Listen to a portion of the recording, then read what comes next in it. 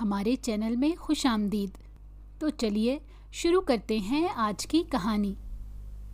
میں پیڑ کے نیچے بیٹھی زاروں قطار رو رہی تھی۔ رونے کی وجہ آج بھی وہی تھی جو ہمیشہ ہوتی تھی۔ میں گھر میں ہونے والے روز روز کے فساد سے تنگ آ گئی تھی۔ یہ فساد آج کا نہیں بلکہ ہمیشہ کا تھا، اور مجھے لگتا تھا کہ یہ ہمیشہ ہی رہے گا۔ مجھے فرار کی کوئی صورت دکھائی نہیں دیتی تھی۔ میرا دل کرتا تھا کہ میں گھر چھوڑ کر کہیں دور بھاگ جاؤں، مگر میں سوچتی ہی رہ جاتی۔ آج تک ہمت نہ کر سکی تھی۔ میں کافی دیر وہاں بیٹھی سفیان کا انتظار کرتی رہی تھی۔ آج وہ بھی نہ جانے کہاں چلا گیا تھا۔ میں ہمیشہ اپنے دکھ درد سفیان کے ساتھ بانٹ لیا کرتی تھی۔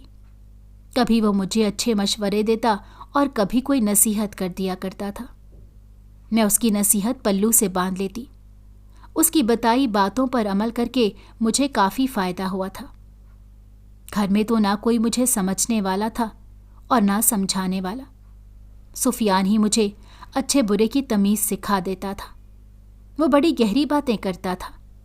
مجھے اس کی باتوں سے کافی حوصلہ ملا کرتا تھا۔ سفیان کچھ ہی دیر میں چلا آیا تھا۔ مجھے اسے کچھ بتانے کی ضرورت ہی نہ پڑی تھی۔ وہ میری رونی صورت دیکھتے ہی سمجھ گیا تھا کہ آج پھر گھر میں کوئی بڑا جھگڑا ہوا تھا۔ میں کئی گھنٹے پیڑ کے نیچے بیٹھی سفیان کے سامنے اپنے دل کی بھڑاس نکالتی رہی تھی۔ شام کا اندھیرا پھیلتے ہی سفیان نے مجھے زبردستی گھر بھیجا تھا۔ میں گھر میں داخل ہوئی تو ہر طرف خاموشی تھی، گویا طوفان کے بعد گہرا سکوت چھایا ہوا تھا۔ میں راہداری سے گزر کر اپنے کمرے کی طرف بڑھ گئی تھی۔ کمرے کے دروازے پر کمرے کے اندر کی ہلچل کی آواز سنائی دی تھی۔ میں نے جلدی سے دروازہ کھول کر دیکھا۔ سامنے کا منظر دیکھ کر میں سناٹے میں رہ گئی۔ مشی اور بشی دونوں میرے کمرے میں مزے سے براجمان تھی۔ انہوں نے کمرے میں اپنا سامان سیٹ کر لیا تھا۔ مجھے دروازے پر موجود پا کر بھی ان کے اطمینان میں کوئی فرق نہیں آیا تھا۔ تمہارا سامان چھوٹے کمرے میں رکھ دیا ہے، بشی نے اتراتے ہوئے مجھے اطلاع پہنچائی تھی۔ میں دل گرفتہ ہو کر چھوٹے کمرے کی طرف بڑھ گئی تھی۔ دراصل آج کے جھگڑے کی وجہ بھی یہی تھی۔ میرا الگ کمرہ تھا جبکہ مشی اور بشی ایک ہی کمرے میں رہا کرتی تھیں۔ ان کا کمرہ میرے کمرے سے قدرے چھوٹا تھا۔ ان کی بہت عرصے سے میرے کمرے پر نظر تھی۔ ان کا کہنا تھا کہ میں چونکہ اکیلی رہتی تھی لہٰذا مجھے چھوٹے کمرے میں شفٹ ہو جانا چاہیے اور بڑا کمرہ ان دونوں کے لیے چھوڑ دینا چاہیے، لیکن میں اس پر راضی نہیں تھی کیونکہ میں ہمیشہ سے اسی کمرے میں رہائش پذیر تھی۔ میں اپنے کمرے کی عادی تھی، مگر آج وہ دونوں زبردستی میرے پیچھے پڑی تھی کہ میں کمرہ خالی کر دوں۔ انہوں نے ابا کو بھی اپنے ساتھ ملا لیا تھا۔ ابا کا کہنا تھا کہ ان کی بات صحیح تھی، 2 لوگوں کا ایک چھوٹے کمرے میں گزارا کرنا مشکل ہے، پر ابا تو ہمیشہ ہی ان کی طرفداری کیا کرتا تھا، میرا ساتھ کبھی بھی نہیں دیتا تھا۔ میں لڑ جھگڑ کر غصے میں گھر سے باہر نکل گئی تھی۔ میرے باہر نکل جانے سے ان کو اپنی کارستانی کرنے کا موقع مل گیا تھا۔ اب وہ دونوں میرے کمرے پر قبضہ کر کے بیٹھ گئی تھیں، جبکہ میں آنسو بہانے کے سوا کچھ نہیں کر سکتی تھی۔ میرا نام آبدہ ہے۔ میں اپنی زندگی سے بے حد تنگ تھی۔ مجھے ایک موقع بھی ملتا تو میں اپنی زندگی کو بدل کر رکھ دیتی۔ مجھے اپنے ارد گرد موجود سب لوگوں سے نفرت تھی۔ میں چڑچڑے مزاج کی لڑکی تھی۔ در حقیقت ارد گرد موجود لوگوں نے مجھے چڑچڑا بنا دیا تھا۔ میں اپنے ابا اور اس کے خاندان کے ساتھ ایک گھر میں رہا کرتی تھی۔ میری ماں مجھے پیدائش کے 1 ماہ بعد ہی چھوڑ کر اپنے کسی عاشق کے ساتھ بھاگ گئی تھی۔ ابا جب بھی ماں کا ذکر کرتا تو اس کا لہجہ نفرت سے بھرپور ہوتا۔ اماں کا نام آتے ہی اس کے منہ پر بے شمار گالیاں ہوتی۔ میں یہ سب سننے کی بچپن سے عادی تھی۔ بڑے ہونے تک ہر زبان زد عام پر میری ماں کے اس کارنامے کے چرچے تھے جو اس نے اپنے عاشق کے ساتھ گھر سے بھاگ کر انجام دیا تھا۔ ابا کی اماں سے نفرت مجھ میں سمو گئی تھی۔ میں سمجھتی تھی کہ اس نے ابا کے ساتھ تو جو غلط کیا سو کیا، مگر مجھ پر تو بے انتہا ظلم کیا تھا۔ کہتے ہیں کہ اولاد کی محبت عورت کے پاؤں کی زنجیر بن جاتی ہے، پھر میری محبت میری ماں کے پاؤں کی زنجیر کیوں نہ بن سکی تھی؟ کوئی ماں ایک ماں کی بچی کو اتنی آسانی سے کیسے چھوڑ کر جا سکتی تھی؟ یہ بات مجھے کسی طور چین نہیں لینے دیتی تھی۔ گزرتے وقت کے ساتھ اپنی کم مائگی اور بے وقت ہونے پر آنکھیں آنسوؤں سے بھر جایا کرتی تھیں۔ ابا کب تک اماں کے بھاگنے کے غم کو سینے سے لگائے رکھتا؟ اس نے جلد ہی اپنا گھر بسا لیا تھا۔ اس نے اپنی خالہ کی بیٹی سے شادی کر لی اور میری ذمہ داری بخوشی اس پر ڈال دی تھی، یہ جانے بنا کہ وہ میری ذمہ داری اٹھانے کے لیے رضامند بھی تھی یا نہیں۔ وقت گزر گیا تھا، میرا بچپن اندیشوں کی نظر رہا تھا۔ مجھے ہر پل یہ لگتا تھا کہ جیسے اماں مجھے چھوڑ گئی تھی، ایسے بھی ابا بھی کسی دن چھوڑ جائے گا۔ گھر میں باقی کسی کو میں اپنا مان ہی نہ سکی تھی۔ میرے دل میں سگی ماں کے خلاف اتنی نفرت بھری گئی تھی کہ میں سوتیلی ماں اور اس کی اولاد پر یقین کرنے کے قابل ہی نہ رہی تھی۔ میرے دل میں خوف پیدا ہو گیا تھا، ابا کو کھونے کا خوف۔ اگر ابا کو بھی کچھ ہو جاتا تو میں اس بھری دنیا میں بالکل تنہا رہ جاتی۔ اسی خوف کے ساتھ میں نے اپنا بچپن گزار کر جوانی کی دہلیز پر قدم رکھا تھا۔ بڑے ہونے تک یہ خوف کم ہو چکا تھا، مگر میں ہزاروں انجانے خدشات سے گھر چکی تھی۔ ابا کی دوسری شادی سے اولاد کا سلسلہ شروع ہو چکا تھا۔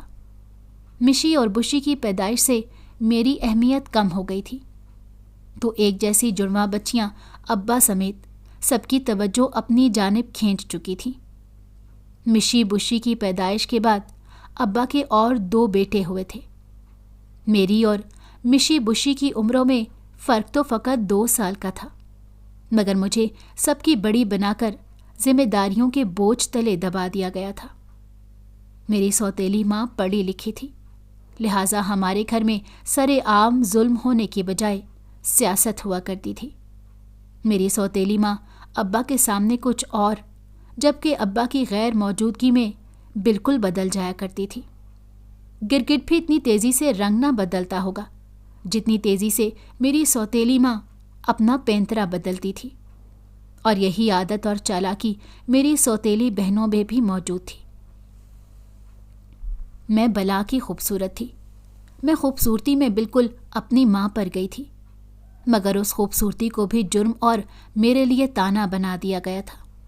مجھے یہ باور کرایا جاتا تھا کہ خوبصورتی کردار کو داغدار کرنے میں اہم کردار ادا کرتی ہے، یعنی خوبصورت لوگوں کا ثابت قدم رہنا ممکن نہیں، جبکہ میں اس قیاس سے متفق نہ ہونے کے باوجود اپنی ماں کی خوبصورتی کو بھی اس کے بھاگنے کا ایک ذریعہ سمجھنے لگی تھی۔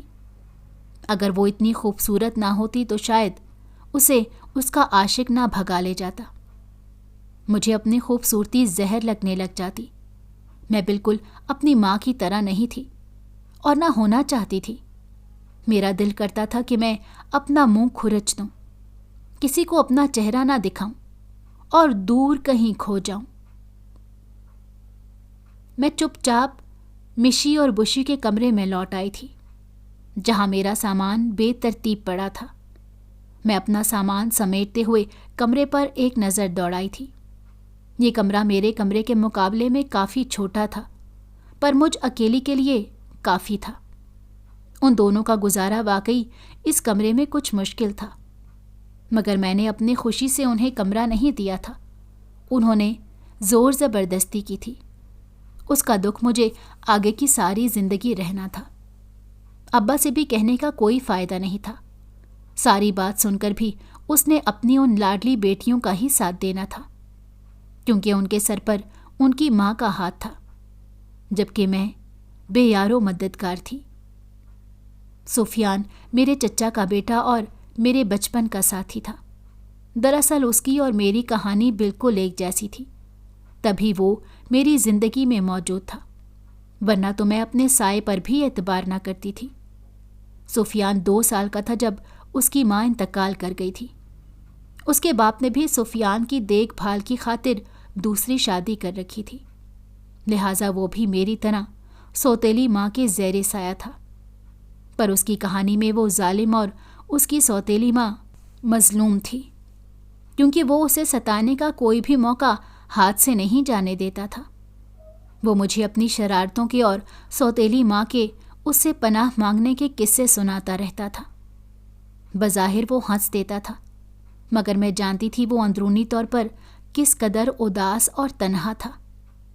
وہ بھی اپنی ماں کو بے حد یاد کرتا تھا۔ میری اور سفیان کی دوستی جلد ہی محبت میں بدل گئی تھی۔ اسے میری خوبصورتی جبکہ مجھے اس کی عقل مندی بھا گئی تھی۔ میری سالگرہ پر وہ میرے لیے تحفے تحائف لے کر گھر ہی آ موجود ہوا تھا۔ اس نے میری سالگرہ اس بھرپور طریقے سے منائی تھی کہ میں خود بھی حیران رہ گئی تھی۔ مشی بشی بظاہر تو میری خوشی میں خوش تھی، مگر میں جانتی تھی کہ ان کے دل پر کس قدر خنجر چل رہے تھے۔ آج کا دن بے حد اچھا گزرا تھا۔ سفیان نے مجھے خوش کر دیا تھا۔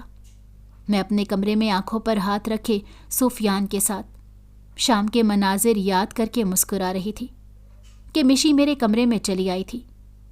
میں اسے دیکھ کر کچھ حیران ہوئی تھی۔ عموماً وہ دونوں ہی میرے کمرے میں نہیں آتی تھی۔ تمہارے اور سفیان کے بیچ میں کیا چل رہا ہے؟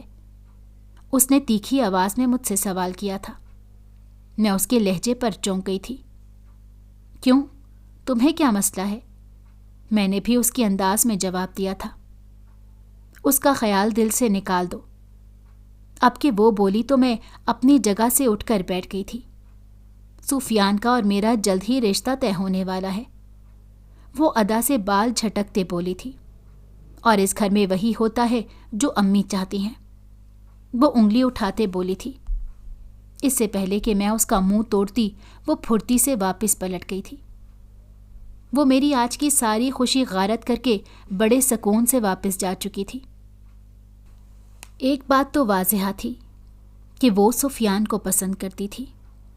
اس کی یہ بات بھی ٹھیک تھی کہ اس گھر میں وہی ہوتا تھا جو اس کی اماں چاہتی تھیں۔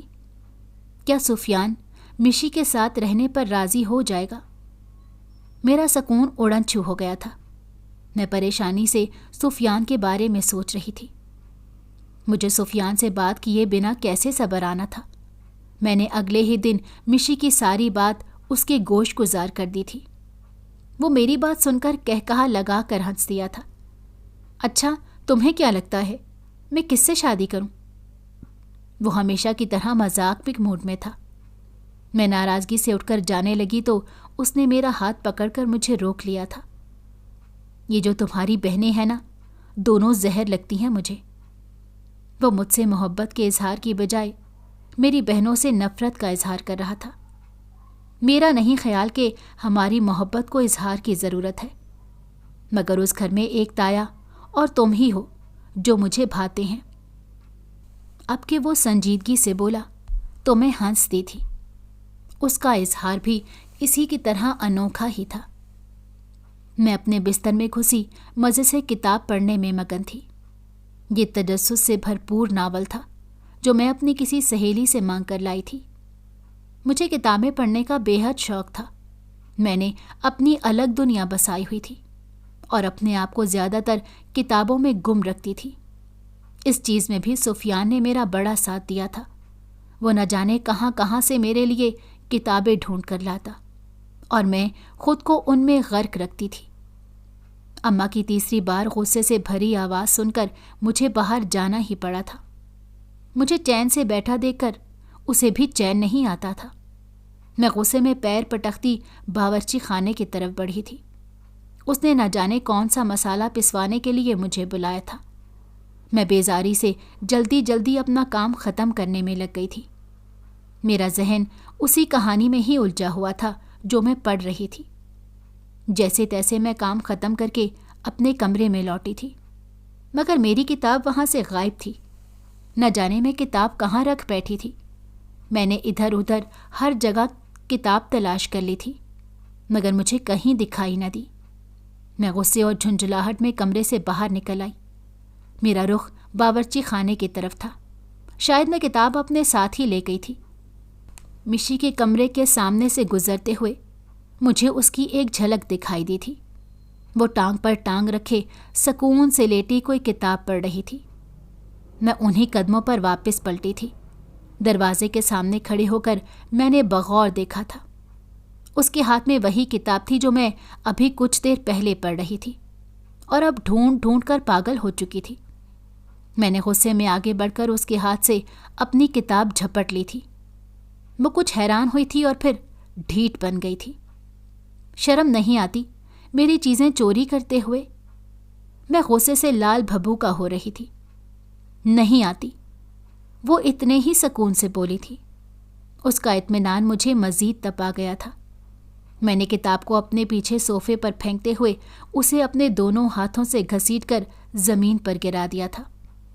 उसकी चीखों पुकार शुरू हो चुकी थी, जबकि मैं किताब उठाकर भागते हुए अपने कमरे में आ गई थी। दरवाजे की कुंडी चढ़ाकर मैं इत्मीनान से किताब पढ़ने में मगन हो गई थी। मैंने अगले दिन सुफियान को अपने कारनामे का किस्सा सुनाया तो वो हंसते हुए लोट-पोट हो गया था। बदला लेने के ऐसे तरीके मुझे सुफियान ने ही सिखाए थे। पहले पहल तो मैं अपनी सौतेली बहनों की साजिशों पर जलती कुड़ती, आंसू बहाती रहती थी। सुफियान का कहना था कि तुम भी उन्हें मुंह तोड़ जवाब दोगी, वो तुम्हें तंग करना छोड़ देंगी। सुफियान खुद भी यही करता था, तभी अपने सौतेले रिश्तों के दरमियान जिंदा था। अब मैंने भी यही हरबा आजमा लिया था और सुफियान के नक्शे कदम पर चल निकली थी। उससे हैरत अंगेज तौर पर मस्बत नताइज सामने आने थे। मेरी बहनों ने मुझे तंग करना काफ़ी हद तक कम कर दिया था। मैं अपनी दुनिया में मगन हो गई थी। मैंने इर्द गिर्द की परवाह करना काफ़ी हद तक छोड़ दिया था। इससे सबसे ज़्यादा फ़ायदा मुझे खुद को ही मिला था। मेरे इर्द गिर्द सुकून की फ़िज़ा फैल गई थी। मेरे कॉलेज की छुट्टियां ख़त्म हो गई थी। अब मैं बाकायदगी से कॉलेज आने जाने लगी थी। मेरा कॉलेज घर से कुछ दूरी के फासले पर था, ताहम मैं कॉलेज की लड़कियों के साथ ये फासला पैदल ही तय कर लिया करती थी। कुछ अरसे से एक आदमी मुसलसल मेरे पीछे चला आता था। पहले तो मुझे लगा था कि मेरा वहम था, मगर एक दिन जब लड़कियां अपनी अपनी गलियों में मुड़ चुकी थीं तो वो मेरे करीब आ गया था। मैं उसे अपने करीब आता देखकर घबरा गई थी। उसने मुझसे कुछ देर रुककर उसकी बात सुनने का कहा था। मैं रुके बिना आगे बढ़ गई थी। वो मेरे पीछे ही चला आया था। तुम्हारी माँ के बारे में कुछ बात करना चाहता हूँ। उसके मुंह से अपनी माँ का नाम सुनकर मेरे कदम जम गए थे। तुम्हारी माँ बेहद बीमार है। वो अपनी जिंदगी की आखिरी सांसें गिन रही है। वो एक बार तुमसे मिलना चाहती है। उसने अपनी बात ख़त्म की तो मैं आगे बढ़ गई थी। मेरा दिमाग बिल्कुल सुन्न हो चुका था। अपनी माँ का जिक्र सुनकर मेरा दिमाग बिल्कुल खाली था। वो नफ़रत जो मुझे अपनी माँ से थी फिर से मेरी सोच पर हावी हो गई थी। जब वो मुझे इतनी कमसनी में छोड़ गई थी तब उसे मेरी ज़रा परवाह न थी, तो अब मुझे उसकी परवाह करने की क्या ज़रूरत थी। मैं अपनी माँ का सुनकर बेचैन ज़रूर थी, मगर जल्द ही उस बेचैनी की जगह गुस्से और नफ़रत ने ले ली थी। मैंने कभी भी उसकी शक्ल ना देखने का तहैया कर लिया था। अब वो आदमी आए रोज़ कॉलेज के रास्ते में मुझे रोक लिया करता था। मैं सुनी अनसुनी करती आगे बढ़ जाती। वो मेरी मिन्नतें करता कि एक बार अपनी माँ से मिल लो, बेशक चंद घंटों के लिए ही सही। उसके मिन्नतों भरे अंदाज पर मेरे कदम डगमगा जाते, मगर मैं खुद को साबित कदम रखती, अपने ज़िद पर अड़ जाती थी। एक दिन मुझे कॉलेज से वापसी पर कुछ देर हो गई थी। तमाम लड़कियां पहले ही जा चुकी थीं। मैं भी तेज़ तेज़ कदम उठाती घर की तरफ बढ़ रही थी कि वही आदमी मुझे आज फिर दिखाई दिया था। उसने अपनी वही बात दोहराई थी कि तुम्हारी माँ की आखिरी ख्वाहिश तुम्हें देखने की है। मेरे साथ चलो वरना तो देर हो जाएगी। मुझे अपनी माँ से जितनी नफ़रत सही, पर उसके लिए कहीं ना कहीं नरम गोशा मेरे दिल में मौजूद था। मैं भी ज़िंदगी में एक बार तो उससे मिलना ही चाहती थी। मेरे जहन में कल अपनी सौतेली माँ और उसकी माँ की बातें गूंज रही थी, जो कल वो बावर्ची खाने में खड़ी ایک دوسرے سے کر رہی تھیں۔ کچھ سوچ کر میں اس آدمی کے ساتھ چل دی تھی۔ وہ مجھے پیدل ہی ایک طرف لے گیا تھا۔ کچھ دور جا کر، کئی گلیوں میں سے گزر کر، بالآخر ایک گھر کے دروازے پر آ کر وہ رک گیا تھا۔ اس نے مجھے گھر میں داخل ہونے کا اشارہ کیا تھا۔ میں اندر داخل ہوئی تو سامنے ہی چارپائی پر ایک ہٹی کٹی عورت کو بیٹھے دیکھ کر ٹھٹک گئی تھی۔ وہ امرودوں پر نمک لگا کر کھاتے مجھے ترچھی نظروں سے دیکھ رہی تھی۔ اس آدمی نے اس عورت کی طرف اشارہ کر کے بتایا تھا کہ یہی تمہاری ماں ہے۔ اس عورت نے مجھے اپنے قریب آنے کا اشارہ کیا تھا۔ میں کچھ آگے بڑھی تھی مگر مجھے یہاں کا ماحول کچھ عجیب لگا تھا۔ سامنے برآمدے میں رنگ برنگے لباس میں موجود لڑکیاں میری طرف ہی متوجہ تھیں۔ عجیب و غریب خوشبو ماحول میں رچی بسی تھی۔ میں خوفزدہ ہو کر الٹے قدموں پیچھے ہٹی تھی۔ میں جو ہی دروازے کی طرف بڑھی تو اچانک میرے ہوش و حواس اڑ گئے تھے، کیونکہ وہاں موجود 11 مردوں نے میرا راستہ روک لیا تھا۔ وہ سب کے سب میرے سامنے کھڑے تھے۔ میں ان سے مقابلہ کر کے باہر نہیں جا سکتی تھی۔ وہ مجھے خون خوار نظروں سے دیکھ رہے تھے۔ یہ میرے پالتو ہیں، میرے ایک اشارے پر تجھے بھنبھوڑ کر رکھ دیں گے۔ مجھے اپنے پیچھے اسی عورت کی سرد آواز سنائی دی تھی۔ میں نے پلٹ کر اس عورت کی طرف دیکھا تھا۔ وہ بے تاثر چہرہ لیے کھڑی تھی۔ چھمو، اس نے کسی کو آواز دی تھی۔ ایک لڑکی بھاگ کر نزدیک آ گئی تھی۔ ہاں میڈم، وہ بولی تھی، اس کو لے جا اور سمجھا دے کیا کرنا ہے اور کیا نہیں کرنا۔ اب کہ وہ شیطانی ہنسی ہنستی تھی۔ میں غلط لوگوں میں پھنس چکی تھی اور فرار کی کوئی راہ دکھائی نہیں دے رہی تھی۔ وہ لڑکی مجھے بازو سے پکڑ کر ایک کمرے میں لے آئی تھی۔ اس نے مجھے بیٹھنے کو کہا تھا۔ میں گرنے کے سے انداز میں بستر پر بیٹھ گئی تھی۔ گھبرا نہیں، آہستہ آہستہ سب ٹھیک ہو جائے گا، اس نے مجھے اپنی طرف سے تسلی دی تھی۔ کیا ٹھیک ہو جائے گا؟ میں نے پریشانی سے پوچھا تھا۔ جب تمہیں عادت پڑ جائے گی اس ماحول کی، تب سب ٹھیک ہو جائے گا، وہ لاپرواہی سے بولی تھی۔ وہ میرے سامنے رنگ برنگے کپڑے اور میک اپ رکھ گئی تھی تاکہ میں تیار ہو کر بیٹھ جاؤں۔ میں نے وہ سب چیزیں اٹھا کر زمین پر پھینک دی تھیں۔ وہ چپ چاپ کمرے سے باہر نکل گئی تھی اور جاتے ہوئے باہر سے کنڈی لگا گئی تھی۔ میں کمرے میں بیٹھی یہاں سے رہائی کے طریقے سوچ رہی تھی۔ اتنا تو مجھے معلوم تھا کہ یہ لوگ اتنی آسانی سے مجھے جانے نہیں دیں گے۔ میں نے کتابوں میں پڑھ رکھا تھا کہ ایسے لوگ کس طریقے سے لڑکیوں کو استعمال کرتے تھے۔ یہ لوگ مجھے بھی مجبور کر کے اپنی مرضی کا کام نکلوانا جانتے تھے۔ باہر بیٹھے وہ طاقتور غنڈے یقیناً مجھے فرار ہونے کا کوئی موقع نہیں دیں گے۔ میں اپنی ماں کے نام پر کتنی آسانی سے ان لوگوں کے جال میں پھنس گئی تھی، پر وہ میری ماں کو کیسے جانتے تھے؟ میں سوچ میں پڑ گئی تھی۔ شاید ادھر ادھر سے انہوں نے میرے بارے میں معلومات حاصل کر رکھی ہوں گی۔ یقیناً گھر میں مجھ سے بدگمانی رکھنے والے لوگ زیادہ تھے۔ وہ آسانی سے ابا کو یہ باور کرا سکتے تھے کہ میں اپنی مرضی سے گھر سے بھاگ گئی تھی۔ او خدایا، یہ کیا ہو گیا تھا؟ میں سر پکڑ کر بیٹھ گئی تھی۔ مجھے اس کمرے میں بند کافی وقت گزر چکا تھا۔ ابھی تک کوئی میری تلاش میں وہاں تک نہیں پہنچا تھا۔ مجھے ابا اور سفیان سے بڑی امید تھی کہ وہ لوگ مجھے ڈھونڈنے کی کوشش ضرور کریں گے، مگر تب تک شاید بہت دیر ہو جائے گی۔ دروازہ کھلنے کی آواز پر میں چونک گئی تھی۔ دروازے پر وہی عورت دکھائی دی تھی جو شاید یہاں کی مالکن تھی۔ تو تیار نہیں ہوئی ابھی؟ وہ مجھے غصے سے دیکھ کر بولی تھی۔ زمین پر پڑی چیزوں پر نظر ڈال کر وہ آگ بگولا ہو گئی تھی۔ مجھے جانے دو، میں یہ سب نہیں کر سکتی، میں نے چیخ کر کہا تھا۔ تم جیسوں کو علاج کرنا مجھے اچھی طرح آتا ہے۔ میں صرف اس لیے تیرا لحاظ کر رہی ہوں کہ تو عفت کی بیٹی ہے، ورنہ میں چاہوں تو ابھی تیرے سارے کس بل نکال دوں۔ عفت؟ اماں کا نام سن کر میں چونک گئی تھی۔ यानी कि वो लोग मेरी माँ के बारे में मालूमात रखते थे।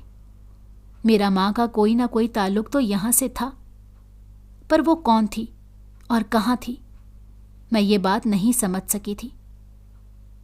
इसे सुबह तक खाने के लिए कुछ मत देना। वो औरत अपने पीछे खड़ी लड़की को हुक्म देकर चलती बनी थी। चंद घंटे मजीद गुजर चुके थे।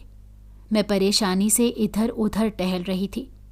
घर में न जाने क्या तूफान आया होगा।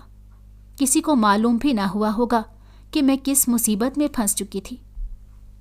सुबह सवेरे दरवाज़ा फिर से खुला था। कोई लड़की दरवाजे पर मौजूद थी। चलो आओ, जल्दी करो, उसने मुझे छुपके से बाहर बुलाया था। मैं अपनी जगह से नहीं हिली थी। आ जाओ जल्दी, वक्त नहीं है।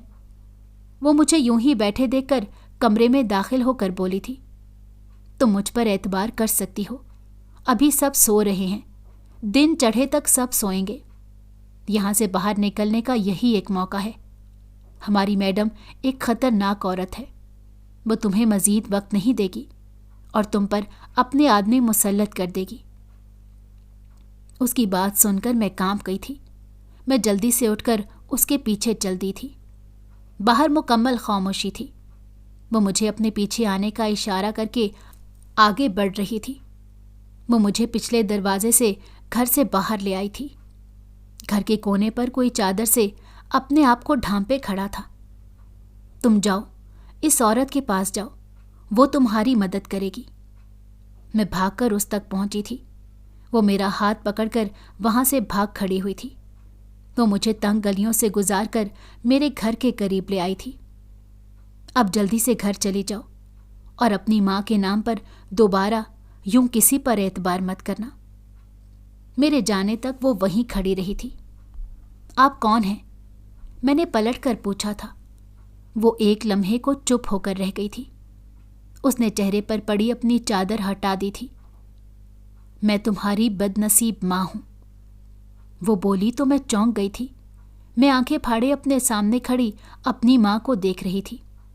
उसके चेहरे पर मिटे हुए मेकअप के निशानात थे। वो आज भी खूबसूरती में बेमिसाल थी। मैंने सुन रखा था कि मेरी माँ एक खूबसूरत औरत थी। मैं भी हूबहू अपनी माँ जैसी थी, मगर गुजरती उम्र उसकी खूबसूरती में कुछ ज्यादा कमी न ला पाई थी। वो मुझे घर जाने की हिदायत कर रही थी, मगर घर में मुझ पर कौन एतबार करेगा।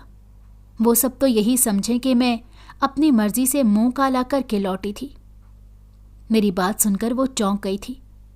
मैं घर से बाहर रात गुजार कर वापस जा रही थी। ऐसे में कोई भी मुझ पर उंगली उठा सकता था। वो मेरी बात समझकर ठुठक गई थी। मैंने अपनी माँ को अपने लिए फिक्रमंद देखा था। वो मेरी गवाही देने के लिए घर तक जाने को तैयार हो गई थी और मैं यही चाहती थी। मैं अम्मा को अपने साथ घर ले जाना चाहती थी। घर में मौजूद सभी नफूस हैरत से मुंह फाड़े अम्मा को देख रहे थे। वो मेरे पीछे छुपी खड़ी थी। मैंने एक तरफ हटकर सबको अम्मा के दीदार का मौका दिया था। अब्बा एकदम आगे बढ़े थे। तुम्हारी जुर्रत कैसे हुई इस घर में कदम रखने की? निकल जाओ यहां से। अब्बा गरजदार आवाज में बोला तो अम्मा दोबारा से मेरे पीछे छुप गई थी। रुक जाएं अब्बा। मैंने अब्बा को हाथ के इशारे से मना किया था। अब्बा चुप का चुप रह गया था। मैं सभी हैरत ज़दा चेहरों को ऐसे ही छोड़कर अम्मा का हाथ पकड़कर अंदर ले गई थी। मैं अपनी सौतेली माँ के चेहरे पर उड़ती हवाइयाँ देख चुकी थी। अम्मा की कहानी सुननी बाकी थी, पर अभी मुझे एक शख्स का इंतज़ार था और मुझे उम्मीद थी वो जल्द यहाँ पहुँच जाएगा। दरवाजे पर दस्तक की आवाज़ सुनकर मैं भी सहन में आ खड़ी हुई थी। अंदर दाखिल होने वाली मेरी सौतेली माँ की अम्मा यानी अब्बा की खाला थी। वो मेरी उम्मीद से भी पहले पहुँच गई थी। वो फौरन अब्बा की तरफ बढ़ी थी। उसका कहना था कि मेरी माँ को फौरन हाथ से पकड़कर घर से बाहर निकाल दिया जाए, मगर अब्बा बेबसी से उसे देख कर रह गया था। इस बार अब्बा ऐसा नहीं कर सकता था, क्योंकि इस बार उसकी अपनी बेटी अपनी माँ की ढाल बनी खड़ी थी। मैं अम्मा को लिए ابا کے کمرے میں داخل ہوئی تھی۔ سب لوگ پہلے ہی وہاں موجود یقیناً میری ماں کے خلاف محاذ کھولے بیٹھے تھے۔ ابا اماں کو اپنے کمرے میں دیکھ کر حیران تھے۔ کیوں لائی ہو اسے یہاں؟ وہ مجھ سے مخاطب تھے۔ میں اماں کی کہانی آپ سب لوگوں کے سامنے سننا چاہتی ہوں، میں نے ابا سے کہا تھا۔ میں نے اماں کو سامنے رکھی کرسی پر بٹھا دیا تھا۔ سب اماں کے بولنے کے منتظر تھے۔ اماں پریشانی سے میری طرف دیکھ رہی تھی۔ میں نے اس کے ہاتھ پر اپنا ہاتھ رکھ کر اسے تسلی دی تو اسے بولنے کا حوصلہ ملا تھا۔ میں اور بخش الہی ایک دوسرے کو بہت چاہنے لگے تھے۔ بخش الہی نوکری کے سلسلے میں ہمارے شہر آیا تھا۔ وہ ابا کے دوست کا بیٹا تھا۔ ہمارا شہر اس کے لیے اجنبی تھا۔ وہ وہاں کسی کو نہیں جانتا تھا، لہٰذا وہ اپنے ابا کے دوست کے گھر چلا آیا تھا۔ میرے ابا بھی اپنے پرانے دوست کے بیٹے سے مل کر بہت خوش تھے۔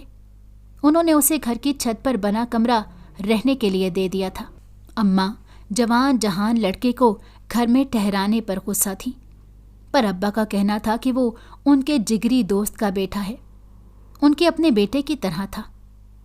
وہ آنکھ بند کر کے بھی اس کی شرافت کی گواہی دے سکتے تھے۔ ابا نے مجھے نئے مہمان کو چائے پہنچانے کا حکم دیا تھا۔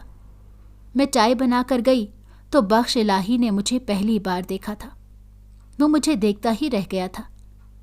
کیا اتنے خوبصورت لوگ بھی دنیا میں موجود ہوتے ہیں؟ اس نے مجھ سے سوال کیا تھا۔ اس کی بات میرے سر کے اوپر سے گزر گئی تھی۔ مجھے اپنی خوبصورتی کا اندازہ نہیں تھا۔ الہی بخش پہلی نظر میں ہی میری محبت میں گرفتار ہو چکا تھا۔ رفتہ رفتہ میں اور اماں بھی اس کی شرافت کے قائل ہو چکے تھے۔ وہ ایک شریف النفس اور نیک انسان تھا۔ اس نے جلد ہی اماں کو بھی اپنا گرویدہ بنا لیا تھا۔ اماں کے اچانک انتقال پر اس نے ابا کا بہت ساتھ دیا تھا۔ ابا خوش تھا کہ الہی بخش کی وجہ سے ابا کو اس مشکل وقت میں بیٹے کی کمی محسوس نہیں ہوئی تھی۔ الہی بخش جلد ہی اپنے ماں باپ کو لیے ہمارے گھر آیا تھا۔ وہ ابا سے میرا ہاتھ مانگ رہے تھے۔ ابا کی تو دلی مراد پوری ہو گئی تھی۔ اپنی لاڈلی بیٹی کے لیے الہی بخش جیسا قابل اور شریف انسان کا رشتہ آنا خوش قسمتی کی بات تھی۔ میں جلد ہی بیاہ کر الہی بخش کے شہر چلی آئی تھی۔ مجھے شادی کے دوسرے دن ہی معلوم ہو گیا تھا کہ الہی بخش کی خالہ کی بیٹی نصرت اسے دل و جان سے چاہتی تھی، اور میں نے الہی بخش کی زندگی میں آ کر اچھا نہیں کیا تھا۔ وہ دونوں ماں بیٹی الہی بخش کی غیر موجودگی میں مجھے دھمکیاں دے کر پلٹ گئی تھیں۔ میں نے دوسرے ہی دن الہی بخش کو اس کے خاندان کی عورتوں کی شکایت کرنا مناسب نہیں سمجھا تھا۔ ویسے بھی میری شادی الہی بخش سے ہو چکی تھی، اب وہ سوائے دھمکی دینے کے کر بھی کیا سکتی تھی؟ مگر میری بے خبری میں انہوں نے میرے ارد گرد اچھا خاصا جال بن دیا تھا۔ وہ رفتہ رفتہ الہی بخش کو میرے خلاف کرنے میں لگی رہی تھی۔ اس کے لیے انہوں نے نہ جانے کون کون سی چالیں چلی تھی۔ الہی بخش مجھ سے جھگڑنے اور مجھ پر شک کرنے لگا تھا۔ اسے لگا تھا کہ میں کسی اور کے ساتھ چکر چل رہا تھا۔ میں حاملہ ہوئی تو اس نے میرے پیٹ میں موجود بچے کو اپنا ماننے سے انکار کر دیا تھا۔ میں سکتے میں رہ گئی تھی۔ مجھے امید نہیں تھی کہ وہ اتنا بدل سکتا تھا۔ اللہ ہمیں شادی کے 3 سال بعد اولاد کی نعمت سے نواز رہا تھا، مگر وہ خوش اور شکر کرنے کی بجائے مجھ پر الزام لگا رہا تھا۔ تب تک مجھے کچھ معلوم نہیں تھا کہ ان سب باتوں کے پیچھے کس کا ہاتھ تھا۔ میں اپنے شوہر کی تمام کڑوی کسیلی باتیں چپ چاپ برداشت کر لیتی تھی۔ ابا کی طبیعت بھی ٹھیک نہیں رہتی تھی۔ میں وہاں جا کر یا انہیں بتا کر انہیں پریشان نہیں کرنا چاہتی تھی۔ اللہ نے ہمیں بہت پیاری صحت مند بچی سے نوازا تھا۔ الہی بخش نے بچی کو دیکھے بنا مجھ سے DNA ٹیسٹ کا مطالبہ کر دیا تھا تاکہ اسے معلوم ہو سکے یہ کس کی بچی تھی۔ میں صدمے کی انتہا پر تھی۔ میں چونکہ ابھی اسپتال میں ہی تھی، لہٰذا ہسپتال میں ہی ٹیسٹ کروا لیا گیا تھا۔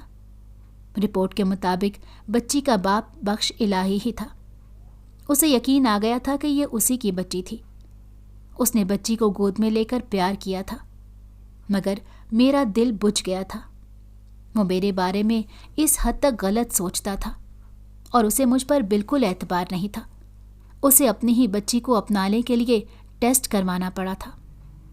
صورتحال انتہائی خطرناک تھی۔ نہ جانے میں اب تک اتنی بے خبر کیسے رہی تھی کہ میرا اپنا شوہر مجھ سے اس قدر دور ہو گیا تھا اور مجھے خبر تک نہ ہوئی تھی۔ ایک دن نصرت اور اس کی ماں ہمارے گھر آئی تھی۔ میں نے نصرت کو الہی بخش کے پاس دیکھ لیا تھا۔ وہ اسے لبھانے کی پوری کوشش کر رہی تھی۔ میں سمجھ گئی تھی کہ ان سب کے پیچھے ان ماں بیٹی کا ہاتھ تھا۔ میں نے جا کر اس کو آڑے ہاتھوں لیا۔ میں مزید نہ چپ رہنے والی تھی اور نہ برداشت کرنے والی تھی۔ میں نے اسے ذلیل کر کے اپنے گھر سے نکال دیا اور دوبارہ میرے گھر میں قدم نہ رکھنے کا کہہ دیا تھا۔ انہوں نے میری ساس کو بھی میرے خلاف کر دیا تھا۔ میری ساس مجھ سے جھگڑنے لگی تھی۔ سب جھگڑا سن کر الہی بخش نے مجھ پر پہلی بار ہاتھ اٹھایا تھا۔ میں اس کے چلتے ہاتھوں اور زبان سے اپنے لیے نفرت دیکھ سکتی تھی۔ میری بچی 1 ماہ کی ہو چکی تھی۔ میری ساس کسی کام سے گھر سے باہر تھی۔ میں گھر میں اکیلی تھی کہ نصرت اور اس کی ماں گھبرائی ہوئی گھر میں داخل ہوئی تھی۔ نصرت کی ماں نے مجھے اپنے ساتھ چلنے کو کہا تھا۔ اس کا کہنا تھا کہ الہی بخش کو کوئی حادثہ پیش آ گیا تھا اور اسے اسپتال لے کر گئے تھے۔ میں اپنی بچی کو نصرت کی حفاظت میں چھوڑ کر اس کی ماں کے ساتھ چل دی تھی۔ وہ مجھے رکشے میں بٹھا کر ہسپتال کی طرف جا رہی تھی۔ میرا رو رو کر برا حال تھا۔ ہسپتال کی بجائے اس نے ایک اونچے سے گھر کے پاس رکشہ رکوایا تھا۔ میں حیران ہوتی ہوئی نیچے اتری تھی۔ یہ آپ مجھے کہاں لے آئی ہو؟ میں نے حیران ہوتے اس سے پوچھا تھا۔ اس نے میرے سر پر زور سے کوئی چیز دے ماری تھی۔ میں چکرا کر بے ہوش ہو کر گر پڑی۔ نہ جانے مجھے کتنے گھنٹوں بعد ہوش آیا تھا۔ میرے ارد گرد عجیب لوگ اور چہرے تھے۔ وہ کوئی کوٹھا تھا جہاں پر مجھے بیچ دیا گیا تھا۔ میں نے وہاں سے بھاگنے کی بہت کوشش کی تھی مگر مجھے کوئی موقع نہ دیا گیا تھا۔ وہاں موجود آدمیوں نے مجھے نوچ کھسوٹ کر میری عزت تار تار کر دی تھی۔ مجھے مار پیٹ کے ساتھ ہر طرح کی اذیت دی گئی تھی۔ میرے پاس ان کی بات ماننے کے سوا کوئی چارہ نہیں تھا۔ ایسے ہی کچھ ماہ گزر گئی۔ ایک دن مجھے وہاں سے بھاگنے کا موقع مل گیا تھا۔ میں بھاگ کر اپنے گھر آئی۔ نصرت میرے گھر پر قبضہ کر چکی تھی۔ وہ مجھے دیکھ کر گھبرا گئی تھی۔ میں نے الہی بخش کو آوازیں دی تو وہ بھی باہر نکل آیا تھا۔ میں نے اسے اپنی بے گناہی کا یقین دلانے کی کوشش کی تھی مگر نصرت نے مجھے ٹھیک طرح سے کوئی بات نہ کرنے دی۔ الہی بخش نے میری بے گناہی پر یقین ہی نہ کیا اور مجھے واپس چلے جانے کو کہا تھا۔ نصرت نے مجھے میری بچی کی ایک جھلک تک نہ دیکھنے دی اور گھر سے دھکے دے کر باہر نکال دیا۔ میں گلی میں کھڑی محلے والوں سے مدد طلب کرنے کا سوچ رہی تھی کہ وہی لوگ مجھے ڈھونڈتے ہوئے آن پہنچے اور مجھے دوبارہ گاڑی میں ڈال کر لے گئے۔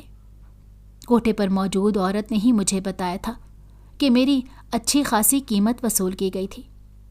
اب انہوں نے اس علاقے سے کچھ دوری پر اپنا ایک اور گھر بنا لیا تھا۔ مجھے پرانے ٹھکانے پر ہی رکھا گیا تھا۔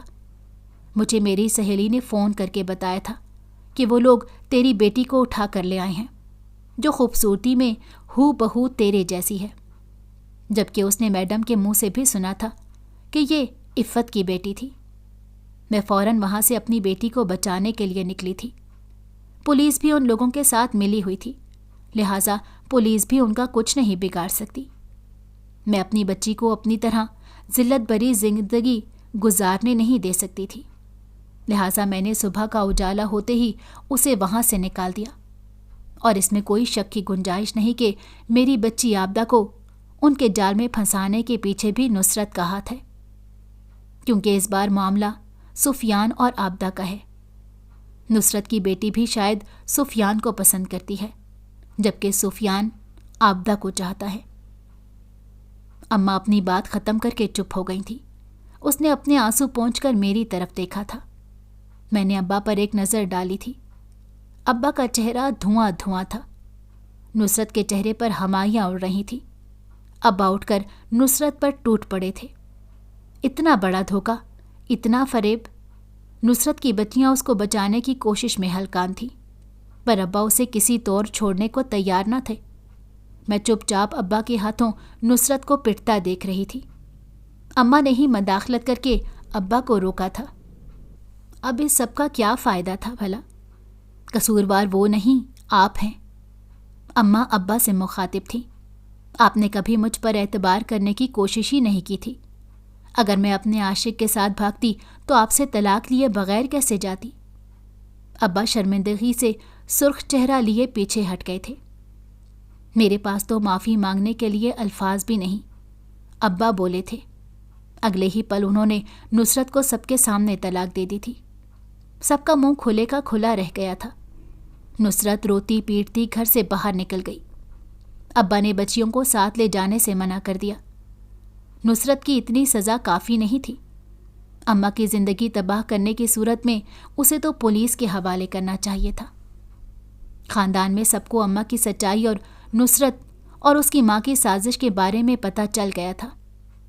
رسوائی کے ساتھ ساتھ اس کی بچیوں کے مقدر کا بھی حصہ بن گئی تھی، جو اس معاملے میں بے قصور تھی۔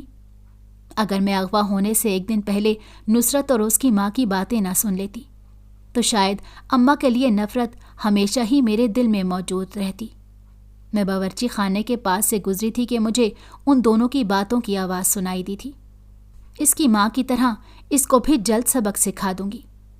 اس دن باورچی خانے میں کہے گئے نصرت کی ماں کے الفاظ یقیناً میرے اور میری ماں کے بارے میں تھے۔ بالآخر میں نے اتنے سالوں بعد اپنی ماں کو پا لیا تھا۔